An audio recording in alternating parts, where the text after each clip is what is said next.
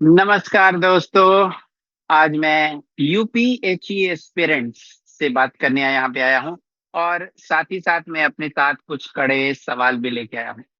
आप में से कितने लोग इस बात का इंतजार कर रहे हैं कि यूपीएचसीएससी असिस्टेंट प्रोफेसर एडवर्टाइजमेंट 52 की ऑफिशियल नोटिफिकेशन और एडवर्टाइजमेंट एग्जाम डेट वगैरह सभी आ जाए? क्योंकि नोटिस तो आ चुका है कि एग्जाम होने ही वाले हैं और दिसंबर तक कंप्लीट भी कराए जाने वाले हैं। अगर आप ऐसा कर रहे हैं कि जब आपकी एग्जाम की डेट आ जाएगी, जब एडवर्टाइजमेंट आ जाएगा, तब आप अपनी एग्जाम की तैयारी शुरू करेंगे, तो मैं बता दूं कि आप एक बहुत ही खतरनाक जाल में फंसे हुए हैं। इसे कहते हैं पार्किंसंस लॉ। ह्यूमन साइकोलॉजी में एक लॉ है जिसका नाम है पार्किंसंस लॉ। जरा समझते हैं पार्किंसंस लॉ को। ये क्या कहता है? ये कहता है that work expands so as to fill the time available for its completion. यानी आपके पास किसी काम को करने के लिए जितना समय होगा, वो काम उतना ही बड़ा और मुश्किल होता चला जाएगा। अगर आपके पास एग्जाम के लिए 6 महीने हैं तो आपका सिलेबस 6 महीने जितना भारी लगने लगेगा। और अगर आपको पता चल जाए कि एग्जाम अगले ही महीने है, तो वही सिलेबस आप 30 दिनों में खत्म करने की पूरी कोशिश करेंगे। आज के इस सेशन में मैं आपको बताऊंगा कि यूपीएससी जैसे लंबे सिलेबस को खत्म करने के लिए समय की जरूरत पड़ती है। और अगर आप अपने एडवर्टाइजमेंट का इंतजार करते रहेंगे तो आप शायद कभी अपने सिलेबस को अच्छे तरीके से फिनिश और रिवाइज ही नहीं कर पाएंगे। क्योंकि दोस्तों, यूपीएससी की बात करें तो इस तैयारी में बड़ा चैलेंज क्या है? सबसे बड़ा चैलेंज है सिलेबस? नहीं। सबसे बड़ा चैलेंज है कंपटीशन? नहीं, वो भी नहीं। सबसे बड़ा चैलेंज है अनसर्टेनिटी। क्योंकि जब हमें एग्जाम की फिक्स डेट ही नहीं पता होती है तो हमारा इंसानी दिमाग रिलैक्स मोड में चला जाता है और हम सोचते हैं कि अभी तो बहुत टाइम है। जीएस कल पढ़ लेंगे, इंग्लिश अगले सब्जेक्ट अगले हफ्ते देख लेंगे।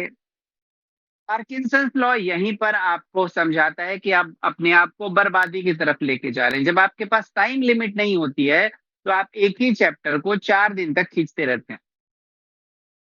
एक ही राइटर को लेके बार बार उसमें परफेक्शन लाने की कोशिश करते रहते हैं, अपने नोट्स को बार बार सजाते रहते हैं, एक्टिव रिकॉल और मॉक टेस्ट करने से बचते रहते हैं। नतीजा, ज्ञान तो बढ़ रहा है, लेकिन एग्जाम निकालने के लिए जो आपको स्पीड और एक्यूरेसी है, वो नहीं आ रही। हमेशा एक बात याद रखिए, कमीशन आपको पढ़ने के मार्क्स नहीं देता है। एग्जाम हॉल में सही गोला काला करके सही ऑप्शन चुनने के मार्क्स देता है। आइए एक कंपैरिजन देखते हैं कि एक एवरेज स्टूडेंट और एक टॉप रैंकर स्टूडेंट किस तरह से अपने समय का इस्तेमाल करते हैं। एक एवरेज स्टूडेंट एक ऑफिशियल डेट का इंतजार करते हैं, नोटिफिकेशन का, एडवर्टाइजमेंट का। जबकि एक टॉप रैंकर स्टूडेंट केवल नोटिफिकेशन पाते ही वो अपनी तैयारी शुरू कर देता है और अपनी डेडलाइन सेट कर लेता है, ब्लूप्रिंट के हिसाब से अपने डेली के टास्क को कंप्लीट करने लगता है। एक एवरेज स्टूडेंट अपने सिलेबस को बड़े आराम आराम से स्लो एंड स्टडी करके पढ़ता है, जबकि एक टॉप रैंकर स्टूडेंट अपनी प्रिपरेशन को स्प्रिंट तरीके से, फास्ट तरीके से कंप्लीट करता है। एक एवरेज स्टूडेंट सोचता है कि सिलेबस खत्म हो जाए एक बार, परफेक्शन आ जाए एक बार, फिर मॉक टेस्ट दे लेंगे।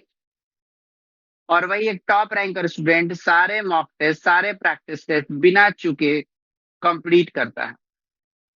क्योंकि टॉप रैंकर स्टूडेंट जानता है कि अगर उसे उसने खुद को टाइम लिमिट में नहीं बांधा है तो पार्किंसंस लॉ के हिसाब से उसकी पूरी तैयारी जो है वो खत्म हो जाएगी। तो आखिर इस जाल से बाहर निकलना कैसे है? अगर मैं मेंटर के तौर पे आपके साथ बात करूं तो मैं आपको 3 रूल्स देना चाहूंगा। अगर आप वास्तव में एक सीरियस स्टूडेंट हैं तो आज से ही उसे फॉलो करना शुरू करें। पहला, एक ऑफिशियल एडवर्टाइजमेंट आने का इंतजार बंद कीजिए, या मानना बंद कीजिए कि एग्जाम में बहुत टाइम है। ब्रेन को थोड़ा सा झूठ बोलिए, अपने दिमाग को टारगेट दीजिए कि अगले 5 दिनों में मुझे ये यूनिट खत्म करनी है, अगले 10 दिनों में मुझे ये यूनिट खत्म करनी है। क्योंकि देखिए, जो अपना घर पहले बनाना शुरू करेगा उसका घर पहले कंप्लीट भी होगा। अदरवाइज अगर आप उन लोगों में से हैं जो कि आखिरी मोमेंट पे रश करते हैं और कभी भी अपने टारगेट को पूरा नहीं कर पाते हैं, तो फिर आपको ऊपर वाला ही बचाए। दूसरा, जब आप तैयारी कर रहे हैं तो आप इक्वल फोकस जीएस पे भी रखें। जीएस का बहुत बड़ा रोल है। आपको पता है 30 क्वेश्चन जो हैं जीएस से आने वाले हैं, 90 क्वेश्चंस इंग्लिश से आने वाले हैं।